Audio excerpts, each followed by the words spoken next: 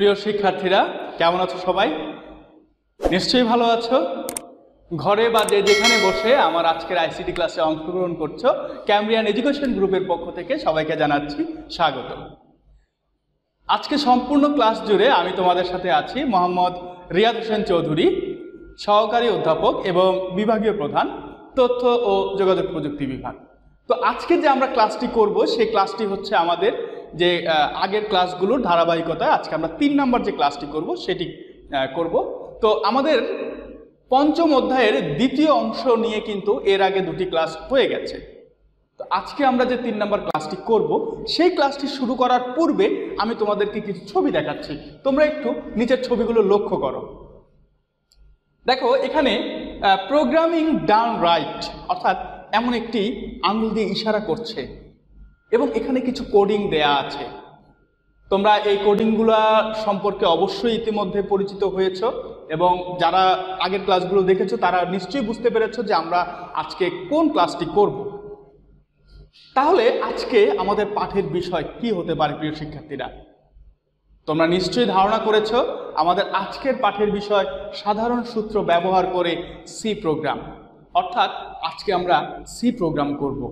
এবং আমরা সি প্রোগ্রামিংয়ের ক্ষেত্রে কিন্তু অনেকগুলো ওয়ে ব্যবহার করি, অনেকগুলো সূত্র ব্যবহার করি। আজকে আমরা সাধারণ কিছু সূত্র ব্যবহার করে আমরা আজকে কয়েকটি সি প্রোগ্রামিং করার চেষ্টা করব। চলো তাহলে আজকে আমরা আমাদের ক্লাসে শুরু করি। প্রথমেই এখানে দেখো কিছু শিখন ফল আছে। এই পাঠের শিক্ষার্থীরা সি ভাষায় প্রোগ্রাম লেখার নিয়ম ব্যাখ্যা করতে পারবে, সি ভাষায় সাধারণ সূত্র ব্যবহার করে প্রোগ্রাম লিখতে পারবে। এখানে দেখো সাধারণ সূত্রের প্রোগ্রাম লেখার নিয়ম আমি বললাম। দেখো প্রথমেই হেডার ফাইল যুক্ত করা, প্রোগ্রাম শুরু করা, ধরন সহ সব চলকের যে মান আছে সেটিকে ঘোষণা করা, দেয়া মান গ্রহণ করা এবং চাওয়া মান নির্ণয় বা সূত্রের মাধ্যমে দেখানো। এবং চাওয়া মান সবার শেষে আমরা কি করব? প্রিন্ট আউট করব, অর্থাৎ প্রিন্টের মাধ্যমে দেখিয়ে দেব। প্রোগ্রামটি শেষ করব আমরা গেট সিএইচ এবং সেকেন্ড ব্র্যাকেট ক্লোজ করে। এটি কিন্তু আমরা আগের ক্লাসেও দেখেছি প্রিয় শিক্ষার্থীরা, তাই আমি আজকে আবার তোমাদেরকে একটু রিভিউ করিয়ে নিলাম যে আমাদের কিন্তু এটি হচ্ছে গঠন। অর্থাৎ আমরা প্রথমে হেডার ফাইল, আমাদের যে লাইব্রেরি ফাংশন আছে সেগুলোকে ডিক্লারেশন করে আসব। আমরা মেইন ফাংশন ডিক্লেয়ার করব, মেইন ফাংশন লিখব, সেকেন্ড ব্র্যাকেট দিয়ে শুরু করব। আমাদের যে ভেরিয়েবলগুলো আছে সেই ভেরিয়েবলগুলো এখানে আমরা ডিক্লেয়ার করব। তারপর হচ্ছে আমাদের যদি ইনপুট নেওয়ার প্রয়োজন হয় সেই ইনপুটগুলো গ্রহণ করব। আমাদের প্রসেসিংয়ের যে কাজটি আছে সেই প্রসেসিংয়ের কাজটি করব, আমরা আউটপুট দেব এবং সবার শেষে কিন্তু আমরা কাজটি শেষ করে দেব। প্রিয় শিক্ষার্থীরা, এখানে তোমরা এই ফর্মুলার ক্ষেত্রে একটি সূত্র মনে রাখতে পারো। সেই সূত্রটা হচ্ছে এরকম যে আমরা মোট 5টি ধাপে কাজ করব। আমরা 5টি ধাপে কাজ করব, শুরু করব, শেষ করব, ইনপুট নেব, আউটপুট দেব এবং মাঝখানে প্রসেসিং করব। প্রিয় শিক্ষার্থীরা, আমি আবার বলছি, শুরু করলে শেষ করতে হবে, ইনপুট নিলে আউটপুট দিতে হবে এবং মাঝখানে প্রসেসিং করতে হবে।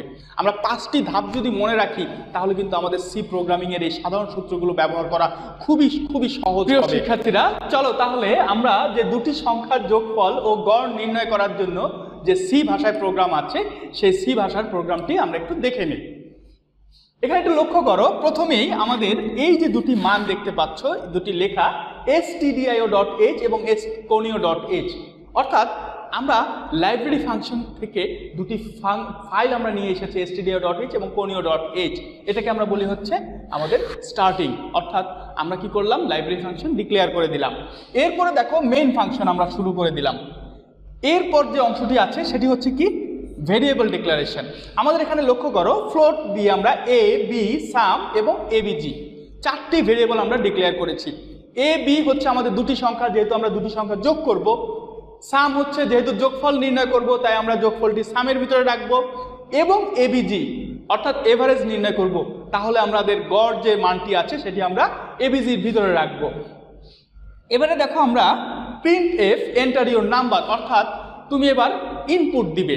ইনপুটের জন্য আমরা কি ব্যবহার করেছি? দেখো স্ক্যানএফ এবং %f 2বার নিয়েছি। কেন %f 2বার নিয়েছি? কারণ আমরা এ এবং বি 2টি ভেরিয়েবলের মান গ্রহণ করব, এ কারণে আমরা %f 2বার নিয়েছি। তারপরে কমা দিয়ে দেখো এন্ড এ অ্যান্ড বি, অর্থাৎ 2টি ভেরিয়েবলে আমরা লিখে ফেলেছি। এরপরে দেখো আমাদের এই অংশটুকু হচ্ছে যোগ করার অংশ, সাম ইকুয়াল এ প্লাস বি।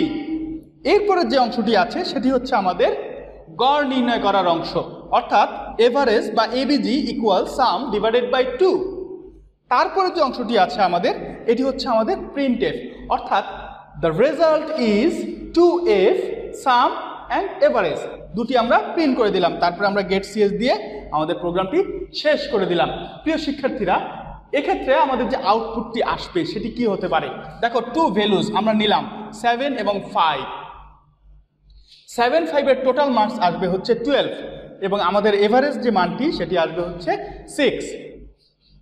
প্রিয় শিক্ষার্থীরা দেখো, বৃত্তের ব্যাসার্ধ যে দেয়া থাকবে, যদি দেয়া থাকে তাহলে এই ক্ষেত্রে আমাদের যে ক্ষেত্রফলটি সেটি নির্ণয় করার যে প্রোগ্রামটি সেটি আমরা এখন একটু দেখার চেষ্টা করব।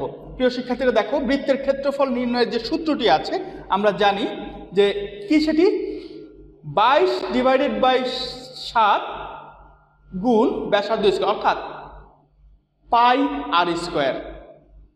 তোমরা অনেকেই জানো যে পায়ের মান হচ্ছে 22 ডিভাইডেড বাই 7, তার মানে 3.1416। আমরা সেটিকে ওভাবে না লিখে আমরা এভাবেও লিখতে পারি। তোমরা যখন প্রোগ্রাম করবা তখন কিন্তু তোমরা এইটার পরিবর্তে কিন্তু সরাসরি 3.1416 এই লেখাটিও কিন্তু লিখতে পারো। আর ব্যাসার্ধ হচ্ছে আমরা আর ধরে নেব, তার মানে আর স্কোয়ার। দেখো, আমরা একইভাবে প্রোগ্রামটি শুরু করেছি। এখানে আমরা লাইব্রেরি ফাংশনটি ডিক্লেয়ার করেছি, মেইন ফাংশনটি ডিক্লেয়ার করেছি, ভেরিয়েবল হিসেবে আমরা দেখো ফ্লোট আর এবং এরিয়া নিয়েছি। এখানে দেখো এন্টার ইউর রেডিয়াস, অর্থাৎ সে রেডিয়াস নিতে চাচ্ছে এবং স্ক্যানএফ দিয়ে দেখো আমরা আর এর মান গ্রহণ করেছি। এটুকু কিন্তু আমাদের ইনপুটের পার্ট। আমি বলেছিলাম শুরু করেছি, ইনপুট নিয়েছি, এবারে দেখো প্রসেসিং করছি আমরা। প্রসেসিংটি কি ছিল? এরিয়া সমান 22 ডিভাইডেড বাই 7 আর গুণ আর। এরপরে আমরা দেখো এই এরিয়াটিকেই প্রিন্ট করে দিয়েছি, গেট সিএস দিয়ে প্রোগ্রামটি শেষ করেছি। প্রিয় শিক্ষার্থীরা, আমাদের সি প্রোগ্রামটি খুবই সহজ। অনেকেই সি প্রোগ্রাম নিয়ে একটি ভুল ধারণা থাকে যে এটি অনেক কঠিন একটি প্রোগ্রামিং ভাষা, কিন্তু না, খুবই সহজ একটি প্রোগ্রামিং ভাষা হচ্ছে এই সি প্রোগ্রামিং ভাষা। প্রিয় শিক্ষার্থীরা, চলো আমরা আরেকটি প্রোগ্রাম দেখি। বৃত্তের ব্যাসার্ধের যে আউটপুটটি আছে সেটি আমরা একটু দেখে নেই। দেখো, এন্টার দ্য রেডিয়াস, অর্থাৎ 7, আমরা যদি 7 রেডিয়াস দিই তাহলে আমাদের এরিয়া আসবে 154.00। যেহেতু আমরা ফ্লোটিং টাইপ নিয়েছিলাম এই কারণে দেখো আমাদের ভগ্নাংশের মতো করেই আমাদের উত্তরটি এসেছে। এরপরে দেখো আয়তক্ষেত্রের দৈর্ঘ্য এবং প্রস্থ, অর্থাৎ একটি আয়তক্ষেত্রের দৈর্ঘ্য দেয়া থাকবে, প্রস্থ দেয়া থাকবে, আমাদেরকে ক্ষেত্রফল নির্ণয় করতে হবে। তাহলে আয়তক্ষেত্রের দৈর্ঘ্য প্রস্থ দেয়া থাকলে ক্ষেত্রফল নির্ণয়ের সূত্রটি কি? দৈর্ঘ্য গুণ প্রস্থ। একইভাবে দেখো আমরা প্রোগ্রামটি একসাথে দেখে ফেলি। দেখো, এটুকু হচ্ছে আমাদের কমন, এটুকু হচ্ছে কমন। এখানে দেখো ফ্লোট হিসাবে আমরা দৈর্ঘ্য নিয়েছি এল, প্রস্থ নিয়েছি ডব্লিউ এবং এরিয়া হচ্ছে ক্ষেত্রফল। তাহলে একইভাবে আমরা প্রিন্ট করলাম প্রথমে এন্টার ইউর ভ্যালুস, এবং দেখো ইনপুট কয়টা? এখানে দুটি ইনপুট, তাই আমরা পার্সেন্ট এফ দুইবার নিয়েছি, comma and L and W. তারপরে আমরা দেখো প্রসেসিং করেছি, এরিয়া সমান এল ইন্টু ডব্লিউ। তারপরে আমরা আউটপুট দিয়েছি, প্রোগ্রামটি শেষ করেছি। প্রিয় শিক্ষার্থীরা, একই নিয়ম, শুধুমাত্র আমাদের প্রসেসিং এবং ভেরিয়েবলগুলো পরিবর্তন হবে। আমরা আরেকটি প্রোগ্রাম দেখি, তোমরা তাহলেই বুঝতে পারবে। আচ্ছা, এটি হচ্ছে আমাদের যে আউটপুট, সেই আউটপুটটি লেন্থ এবং ওয়াইড 7.3 ইনপুট নিয়েছি এবং 21 আমাদের আউটপুট দেখাবে। প্রিয় শিক্ষার্থীরা, এখানে একটু লক্ষ্য করো, আমরা ত্রিভুজের ক্ষেত্রফল নির্ণয়ের প্রোগ্রামটি দেখব। ত্রিভুজের ক্ষেত্রফলের জন্য আমাদের উচ্চতা দেয়া আছে এবং ভূমি দেয়া আছে। তাহলে ত্রিভুজের কিন্তু দুটি সূত্র আমরা ব্যবহার করতে পারি। একটি হচ্ছে অর্ধপরিসীমা দিয়ে নির্ণয় করতে পারি, আরেকটি হচ্ছে আমাদের ভূমি এবং উচ্চতা দিয়ে নির্ণয় করতে পারি। তাহলে ভূমি এবং উচ্চতার ক্ষেত্রে সূত্রটি কি? হাফ ভূমি ইন্টু উচ্চতা, তার মানে ভূমি ইন্টু উচ্চতা ডিভাইডেড বাই 2। তাহলে আমাদের প্রোগ্রামটি কি হবে? দেখো, একইভাবে আমাদের এটুকু অপশন হচ্ছে প্রোগ্রামিংয়ের যে header file declaration, main function শুরু করলাম আমরা। দেখো, ভেরিয়েবল ডিক্লেয়ার করলাম, ফ্লোট বিএইচ, বি হচ্ছে ভূমি, এইচ হচ্ছে উচ্চতা, হাইট, বেজ এবং হাইট, এরিয়া, ক্ষেত্রফল নির্ণয় করলাম। এখানে আমরা ইনপুট নিলাম, দেখো এন্টার ইওর ভ্যালুস, অর্থাৎ ভ্যালুগুলো আমরা নিচ্ছি, এবং স্ক্যানএফ দুইটা যেহেতু বি এবং H, percent F and B এবং অ্যান্ড এইচ। এখানে আমরা প্রসেসিং কাজটা করলাম, আউটপুট দিলাম এবং প্রোগ্রামটি শেষ করলাম। প্রিয় শিক্ষার্থীরা, আশা করি তোমরা বুঝতে পারছো খুবই সহজে আমরা সি প্রোগ্রামটি করতে পারি যদি শুধুমাত্র আমরা নিয়মটি খেয়াল করি, যদি আমরা নিয়মটি বুঝতে পারি। সেই নিয়ম অনুযায়ী একই নিয়মে কিন্তু আমাদের সবগুলো প্রোগ্রাম হবে। এক্ষেত্রে আমাদের আউটপুটটি কি দেখো, বেজ এবং হাইট অর্থাৎ 6 এবং 4 দিলে আমাদের হবে এরিয়া হবে হচ্ছে আমাদের 12 অর্থাৎ 424/2, তার মানে 12 হবে। এবারে আমরা আসি আমাদের যে অর্ধ পরিসীমা বা অর্ধসীমা দেয়া আছে, এই যে দেখো এস এর মান যদি থাকে তাহলে এস এর মান আমরা বের করব কিভাবে? বাহুত্রয়ে ABC যোগফল হবে এবং /2 হবে এবং সবার শেষে কিন্তু ক্ষেত্রফল হবে √S S - B এবং S - C। আমরা একটু প্রোগ্রামটি লক্ষ্য করি, দেখো এতটুকু হচ্ছে ভেরিয়েবল ডিক্লারেশন, এটুকু হচ্ছে মেইন ফাংশন, এটুকু হচ্ছে আমাদের library function declaration, main function, এখানে হচ্ছে ভেরিয়েবল ডিক্লারেশন, ইনপুট নিলাম এই অংশটুকুতে।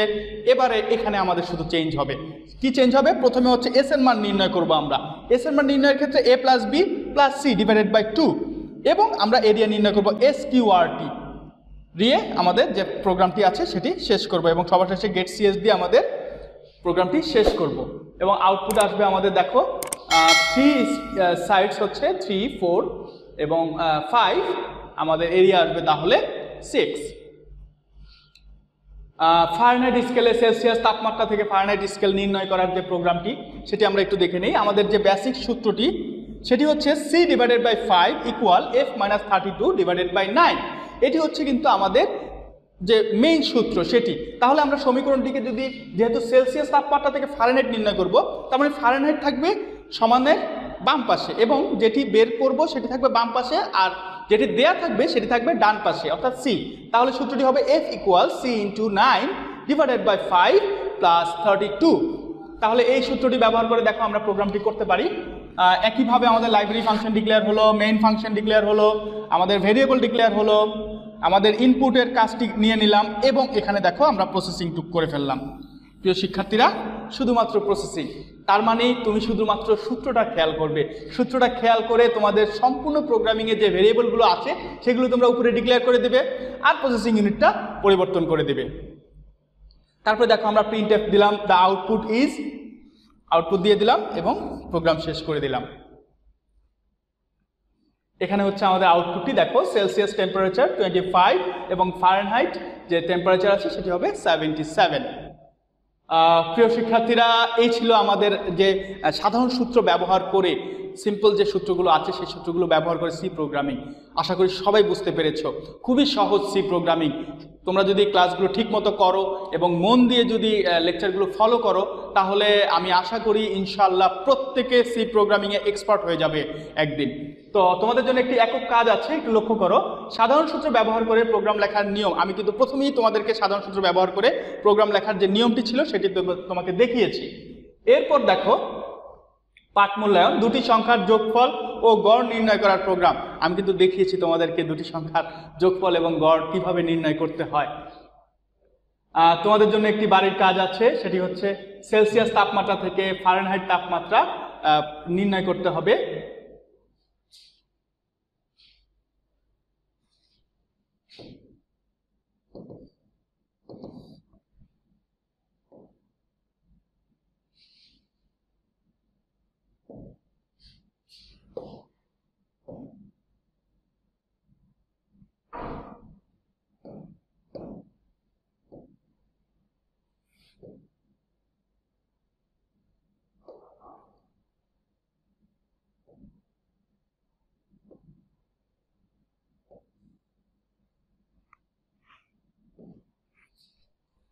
এক মিনিট।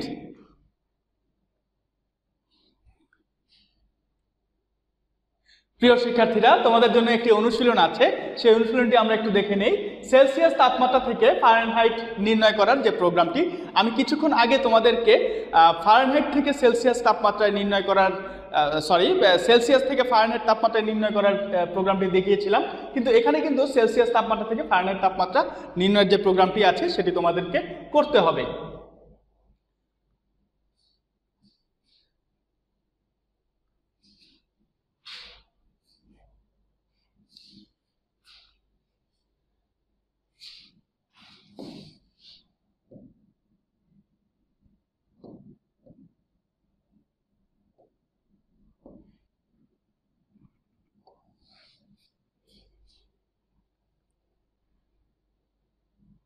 প্রিয় শিক্ষার্থীরা, তোমাদের জন্য একটি অনুশীলন আছে, খুবই সহজ একটি অনুশীলনটি একটু লক্ষ্য করো। ফারেনহাইট তাপমাত্রা থেকে সেলসিয়াস নির্ণয় করার প্রোগ্রাম তোমরা লিখবে। অর্থাৎ তোমাদের ফারেনহাইট তাপমাত্রা দেয়া থাকবে। আমি কিছুক্ষণ আগে তোমাদেরকে একটি বেসিক সূত্র দেখিয়েছিলাম, যেটি ছিল হচ্ছে সেলসিয়াস থেকে ফারেনহাইট অথবা ফারেনহাইট থেকে সেলসিয়াস নির্ণয় করার যে বেসিক সূত্রটি, সেই সূত্রটি ব্যবহার করে কিন্তু তোমরা এই ফারেনহাইট তাপমাত্রা থেকে সেলসিয়াস নির্ণয় করার যে সূত্রটি সেটি তোমরা বের করবে। তারপরে তোমরা সি ভাষার যে স্ট্রাকচারটি আছে সেই অনুযায়ী তোমাদের যে প্রোগ্রামটি আছে সেই প্রোগ্রামটি শেষ করবে। আশা করি তোমরা প্রত্যেকেই পারবে প্রিয় শিক্ষার্থীরা। তো একটি উক্তি রেখেছি তোমাদের জন্য, দেখো, নৈরাশ্যবাদী হলো সেই ব্যক্তি যে সব কিছু দাম জানে কিন্তু কোনো কিছুর মূল্য বোঝে না। এটি আমাদের যে অস্কার ওয়াইল্ড আইরিশ লেখক উনি আছেন, উনি এই উক্তিটি করেছিলেন। তো ইনশাল্লাহ আগামী ক্লাসে তোমাদের সাথে আবার দেখা হবে। সেই পর্যন্ত সবাই ভালো থাকো, সুস্থ থাকো এবং সকলের জন্য দোয়া করো। আল্লাহ হাফেজ।